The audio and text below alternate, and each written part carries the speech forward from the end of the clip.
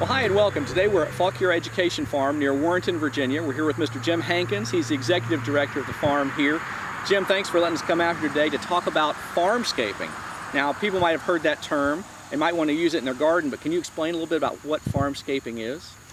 Farmscaping is where you are trying to create a habitat to support a really good diversity of insects within your garden.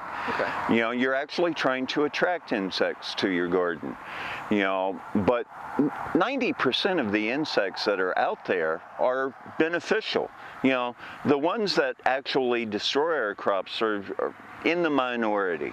And farmscaping is creating that sort of habitat, making sure that you're giving those good bugs the things that they need. Okay. One of the essential things is the types of flowers. You know, there's one little bug that we have really common here called a syrphid fly. A syrphid fly adult feeds off of these sunflowers, feeds off of the other flowers that I'm planting, but it's laying its eggs on their vegetables. A syrphid fly larva will eat 60 aphids a day. Oh, wow. And they can have 10 generations in the summer. And then there's a whole host of predatory wasp, good pollinators, you know, good habitat for praying mantises.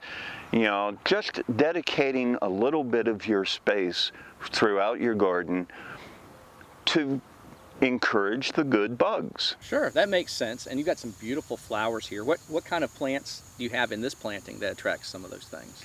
Well, the sunflowers here, it's literally just a bag of bird seed from the local co-op. You know, I bought a 50-pound bag of black oil sunflower seed. I tilled the soil, broadcast the seed, tilled the soil one more time to cover them up. I also threw in some cosmos, some zinnias, and some Mexican sunflowers in this patch. Okay.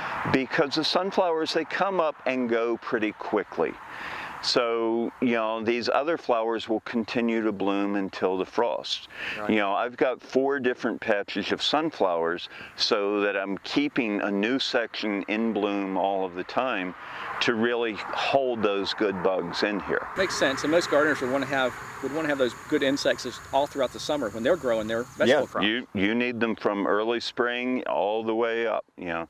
And you can even leave these sunflower stems. If you leave them out during the winter, right, there are a lot of the really good ground nesting bees and predatory insects that overwinter inside the stems of these plants. Plus you've got goldfinches, and it looks beautiful. It's beautiful. It is beautiful. Yeah. So now, if a gardener had a plot, they would maybe plant on one end or all the way around, or does it matter? Well, as long as they're close? One thing you don't want to do is overshade your vegetable plants. You know, you can get out of hand with this, putting in too many of them. So over on the edge, you know, I like to mark the ends of my rows with my Mexican sunflowers. They're gorgeous plants. But you know, most of these bugs can go, you know, 50 yards really easily. You do want it closer than that. Gotcha. But Gotcha. yeah. Well, it's a great thing. I bet it really reduces pesticide use too. Absolutely. It probably won't eliminate all pests. Right.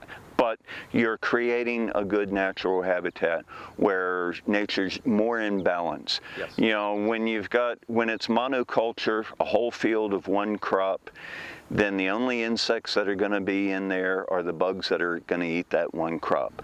By creating this good, healthy, diverse habitat, you get a wider range of all the good ones who reduce the number of the bad ones that we're, you know. Sure. Makes perfect sense. Yep.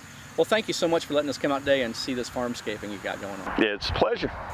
Well, for more information about farmscaping, please contact your local county extension office and talk to a master gardener. For From the Ground Up, I'm Chris Mullins. We'll see you next time. From the Ground Up is presented with the generous advice and assistance of Virginia Cooperative Extension. Visit their website at ext.vt.edu.